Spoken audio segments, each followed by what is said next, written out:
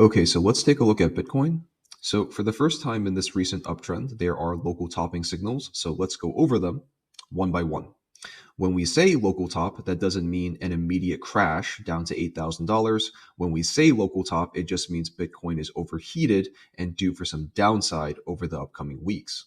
We'll speak about this in just a few minutes, but I'm still in favor of one more local high before a correction begins. So jumping into the topping signals on the 2-day time frame, we have a shooting star pattern off of our purple resistance area that spans between $38,000 to $42,000, an area that we've spoken about for about 4 to 5 weeks now.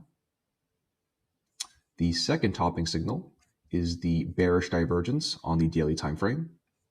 So as you can see, Bitcoin is making a series of higher highs, but the RSI indicator is printing a series of lower highs. This is another topping signal. Number 3, we're at resistance. So we've spoken about the $38,000 to $42,000 purple resistance area for a few weeks now. We also talked about the 0.5 Fibonacci channel line.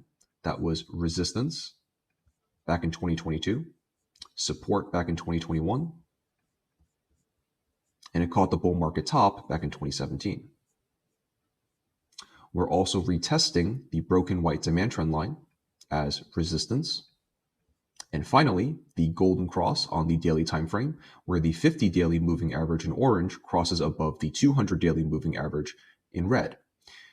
Long term, that is bullish, but short term, that's bearish. Back in earlier this year, back in February, you can see that Bitcoin, after forming a golden cross, a few weeks later proceeded to dump 20 to 21%.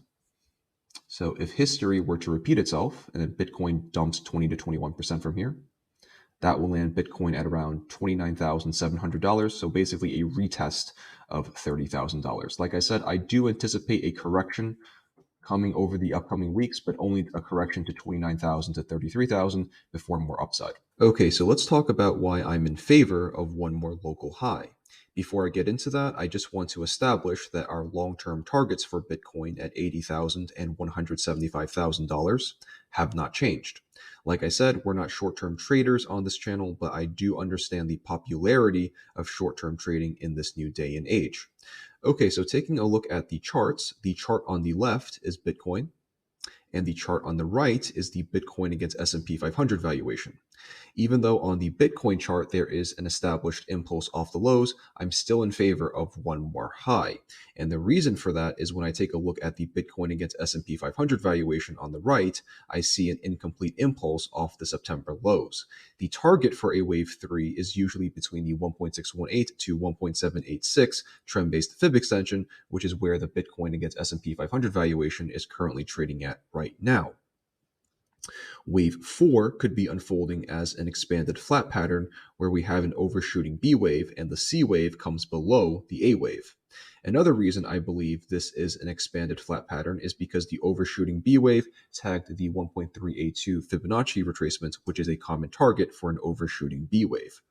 After this expanded flat correction is over, we can expect one more high on the Bitcoin against S&P 500 valuation, which I believe will be reflected in the Bitcoin chart as well. Okay, so jumping into some indicators, we already spoke about the bearish divergence on the RSI indicator.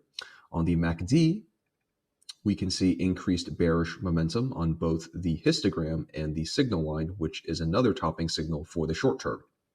This week, I want to talk about the Gaussian channel indicator, specifically on the weekly time frame. Please stop lagging. Okay, there we go. So every time the Gaussian channel flips from red to blue or from bearish to bullish, Bitcoin has never created a new bear market low. So let's verify that together.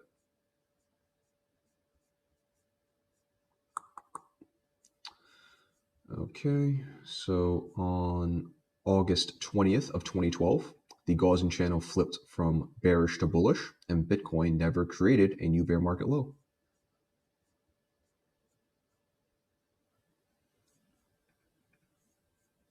Back on February 1st of 2016, the Gaussian channel flipped from bearish to bullish, And Bitcoin, once again, never created a new bear market low. Fast forward to August 5th of 2019, the Gaussian channel flipped from bearish to bullish, and Bitcoin never created a new bear market low. And so far this year, on August 7th, the Gaussian channel flipped from bearish to bullish, and Bitcoin never created a new bear market low. It's holding well so far.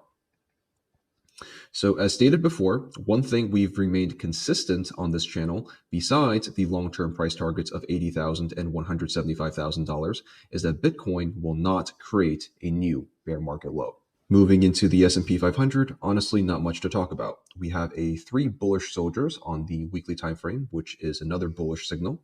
The S&P 500 is continuing to approach our new all-time high targets that span between $4,800 and $5,100, which is between the 0.618 to 0.786 trend-based fib extension levels. Oh, one more thing. This maggot over here in a suit and tie, the quote-unquote breaking news that the United States credit rating outlook being downgraded was only breaking news for about 24 hours as the S&P 500 continues to climb the wall of worry. We covered this last week. Just because someone puts on a suit and tie and has a good command of the English language doesn't mean you should be listening to them. Okay, so let's take a look at some regression. Obviously, when we talk about regression, we are talking about the longer-term picture here. So just a quick overview, the red region represents Bitcoin's overvaluation. The green region represents Bitcoin's undervaluation, and the blue line is Bitcoin's fair value. So Bitcoin's fair value this week is at $35,370.82, which is pretty much where Bitcoin is trading at right now. The million-dollar question is that during Bitcoin's next correction, will Bitcoin retest the undervalued region of the regression bands for another buying opportunity? I personally don't think so, but time will tell. Listen, even when Bitcoin does go parabolic, there will be pullbacks. Take, for instance, back in 2020, where Bitcoin had a 16% correction in just 1 week. So something similar could be happening over the next few weeks. Like I said before, nothing will ever go up in a straight vertical line towards the upside. Okay, we'll close things off by taking a look at the alternate wave count. So this week, there was breaking news that the Bitcoin ETF was once again delayed by the SEC, and there will be no official decision until 2024. Well, that's another piece to the puzzle. If you recall, a few weeks ago, we put out a Bitcoin ETF bull trap video where we talked about the possibility of Bitcoin only topping out at $80,000, and all the quote-unquote good news, such as the Bitcoin halving, the Bitcoin ETF approvals, and the Federal Reserve pivot will all happen at the same time in this yellow region. Well, the probability of this alternate wave count playing out has increased significantly, in my opinion. Additionally, I follow someone who only posts bearish ideas. Basically, he compiles a list of negative things happening in today's society and posts them on the internet on a weekly basis. If you recall, a few weeks ago, I said that everyone's mind today is fundamentally fucked because we're all wired towards negativity, and this is a prime example.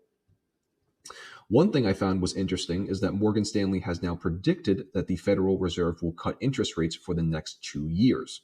Basically, what Morgan Stanley is saying is that the Federal Reserve pivot will happen in 2024. And contrary to popular belief, the Federal Reserve pivot is not bullish. The Federal Reserve pivot, according to stats, is the most bearish stock market signal ever created in the history of mankind. So the probability of Bitcoin only topping out at $80,000 has increased dramatically, in my opinion. As we covered in the Bitcoin ETF bull trap video, Bitcoin could top out at only $80,000, then crash back down before going to $175,000. Go back and watch that video as I go much more in depth. At some point, we'll cover the Federal Reserve pivot after the next FOMC meeting in December, as I believe the Fed will continue to pause rates, which just increases the probability of a pivot coming in 2024. Okay, so that's my analysis on Bitcoin for this week. I hope you guys enjoyed the video, and I'll see you guys in the next one.